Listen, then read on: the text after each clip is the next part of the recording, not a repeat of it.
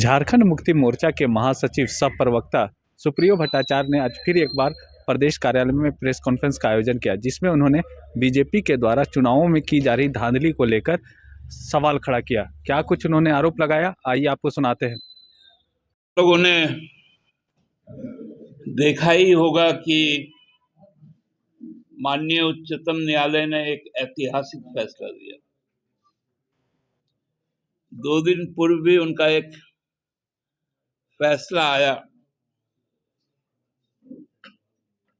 कि जो घूस की राशि है भारतीय जनता पार्टी के खाते में जाती है ज्यादा,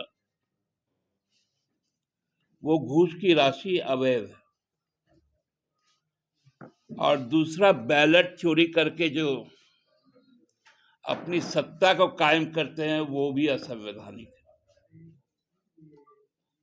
मतलब घूसखोर और बैलेट चोर, ये भारतीय जनता पार्टी का नया नामांकन माननीय उच्चतम न्यायालय ने किया।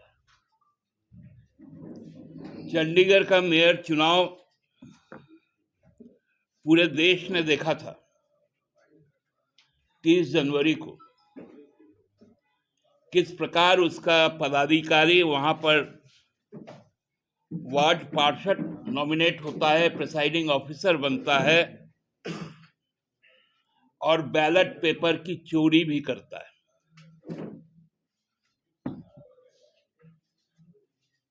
और ये चोरी बदस्तूर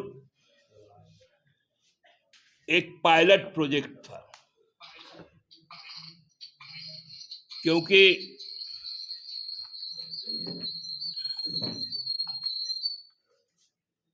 आने वाला समय लोकसभा का चुनाव है। ये पायलट प्रोजेक्ट उनका फेल कर गया और अब तय है कि लोकसभा में जो चोरी की प्लान बनाया हुआ था, बार बार ये कहना 370 और 400 पार, अब उसकी कलई खुल गई। आज जब चुनाव आयोग पटना में प्रेस से बात कर रहे थे और वहां की पॉलिटिकल पार्टियां उनसे बात कर रही थी, तो चुनाव आयोग के पास में इस बात की कोई सटीक जवाब नहीं था कि ईवीएम और उसके जो वीवीपैट के जो पर्चे हैं उस पर उनका क्या मंतव्य है। वो सुविधा ऐप की बात करते हैं। उन्होंने कहा कि पिछले दिनों हम 3,500 करोड़ रुपए सीज किए। तो माननीय इलेक्शन कमीशन ऑफ इंडिया को मैं ये भी बता दूं कि जो इलेक्शन बॉन्ड से 6,500 करोड़ रुपए आज के दिन में भारतीय जनता पार्टी के अकाउंट में है, उन अकाउंट को आप क्यों नहीं सीज कर रहे? खासकर जो इन्फोर्समेंट डायरेक्टरेट है वो ये 6,500 करोड़ रुपए पर उनका क्या स्टैंड है,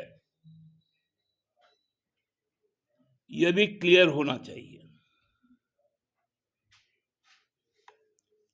चंडीगढ़ का चुनाव साधारण चुनाव नहीं था। वो जो गठबंधन है भारतीय जनता पार्टी के खिलाफ, एनडीए के खिलाफ, उसका पहला चुनाव था जहां आप और कांग्रेस दोनों ने मिलकर चुनाव लड़ा था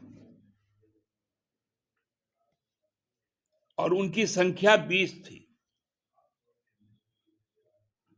36 में। तो एक छोटा सा इलेक्शन में मोदी जी का जिस प्रकार का एंट्री हुआ, क्योंकि भाजपा का तो इरादा था और मसीह मोदी का प्यादा था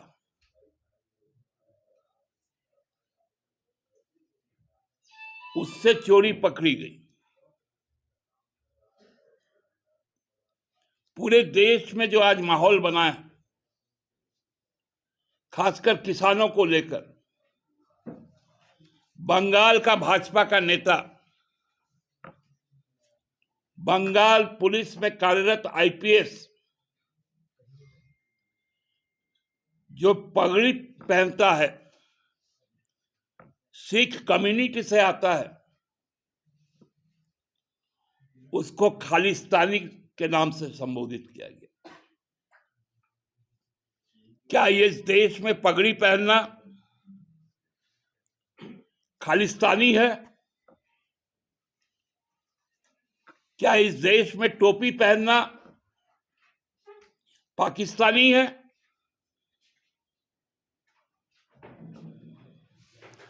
क्या इस देश में टाई लगाना वेटिकन सिटी है?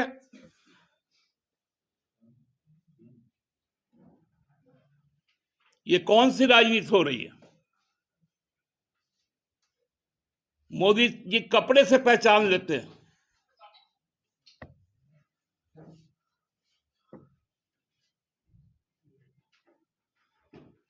बंगाल भाजपा पगड़ी से पहचान लेती है।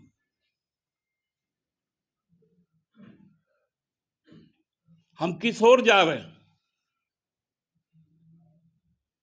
चुनाव के पूर्व में चुनाव के नतीजों का दावा करना, चुनाव आयोग गूंगा क्यों है?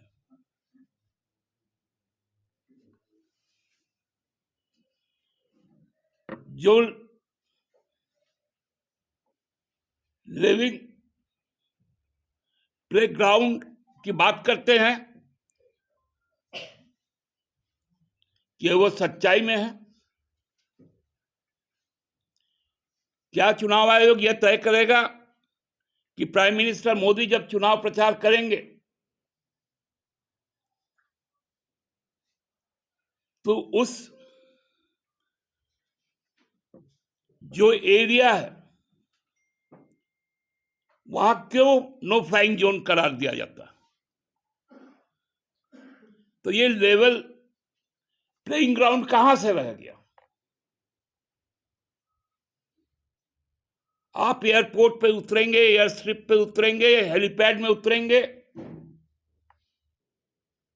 आधे घंटे पहले से और आधे घंटे के बाद तक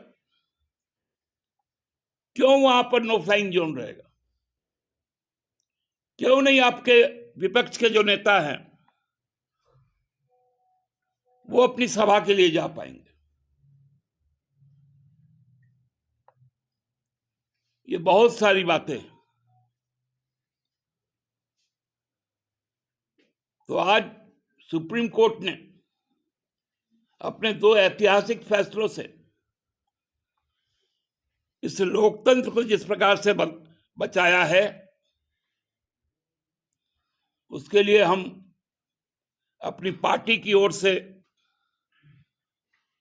माननीय उच्चतम न्यायालय का श्रद्धापूर्वक नमन करते हैं और धन्यवाद देते हैं। धन्यवाद।